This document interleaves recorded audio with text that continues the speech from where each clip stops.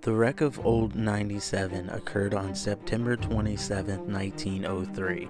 Southern Railway freight train called Fast Mail, aka Old 97, blew off of Stillhouse Trestle just outside of Danville, Virginia, killing 11 people of the 18 people on board. The wreck became such a sensation that books, songs, and movies were made of the incident. What's up, explorers? I'm out here today looking for the crash site of a famous train wreck that killed the most people out of any other train wreck in the state of Virginia. I don't know exactly where it is, but I am currently on Danville Riverwalk, walking along the Dan River, and I suspect that it crashed somewhere in here. I have no idea where, but I'll throw up the drone and we'll see what we can see. All that over there is like very overgrown, but that's the area that I suspect the train crashed in. I can't access it because there's a fence here. Looks like an old road and a bunch of other old railroad stuff that's all along in there. Also, behind this fence, there was a flour and cotton mill that once stood here, and it was a pretty big place. This isn't a train trestle bridge. This is a bridge that used to go to a factory that's located over there, and it was used just for the factory. I think this was Plant Street or something. I'm not sure. I'll put it down in the bottom of the screen. Old 47 was an express mail train, and they were running late. So the company decided and called the conductor and told him that he had to make up for the hour that he was late. So knowing him, he throttled the train up, and supposedly they said he hit speeds of 70 miles an hour, but witnesses say 50 miles an hour. For a steam train, that's pretty fast. I'm headed back to the park where I originally started at. I want to show you where the little signage is and the way that it's pointing. So this is where the sign is, right here, where it happened.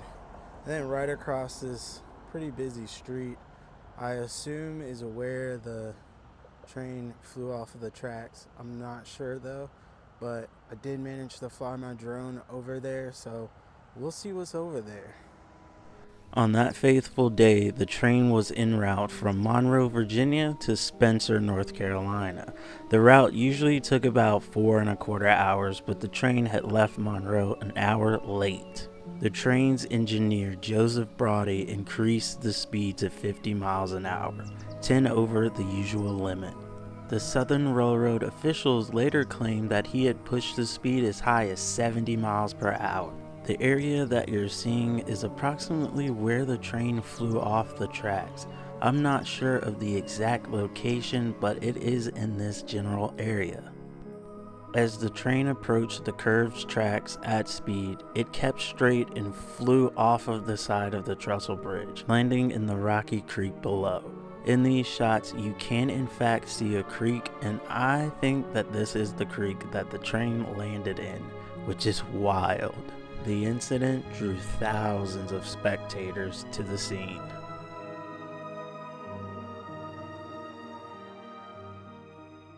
As I'm walking along the Riverwalk, the pathway, I see two males out behind that fenced area. They were like sneaking around and try to dip and hide when they saw me.